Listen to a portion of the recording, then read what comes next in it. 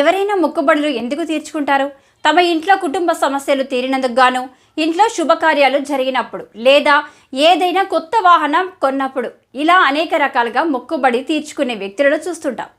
కానీ దానికి భిన్నంగా రాష్ట్రంలో టీడీపీ ప్రభుత్వం గెలుపొంది చంద్రబాబు నాయుడు సీఎం అయినందుకు గాను రామచంద్రపురం నియోజకవర్గం ఎమ్మెల్యేగా, రాష్ట్ర కార్మిక శాఖ మంత్రిగా వాసంశెట్టి సుభాష్ గెలుపొందిన సందర్భంగా తను ముందుగానే అనుకున్న మొక్కును నెరవేర్చుకుంటూ పండుగ చేసుకుంటున్న చల్లబోయిన సత్యనారాయణ వారి కుటుంబ సభ్యులు.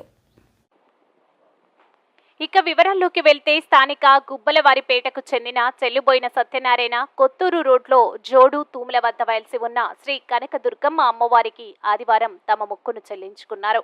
స్వర్గీయ ఎన్టీ రామారావు పార్టీ పెట్టినప్పుడు నుంచి పార్టీలోని నేటికి కొనసాగుతూ ఉన్నానని, కొంతమంది ఎమ్మెల్యేలు పార్టీలపై గెలిచిన తర్వాత పార్టీలు మారారని, కానీ తను ఎప్పుడూ టీడీపీ పార్టీ జెండా మోస్తూనే నా తుది శ్వాస విడిచే వరకు నా రిక్షాపై ప్రచారం చేస్తూ ఉంటానని చల్లబోయిన సత్యనారాయణ తెలిపారు. వారి కుటుంబ సభ్యులు, ఇతరులు టీడీపీ పార్టీ గెలిచినందుకు గాను హర్షం వ్యక్తం చేశారు. పార్టీ నాయకులు మారారు కానీ నేను మాత్రం పార్టీ మారలేదు. అలాగే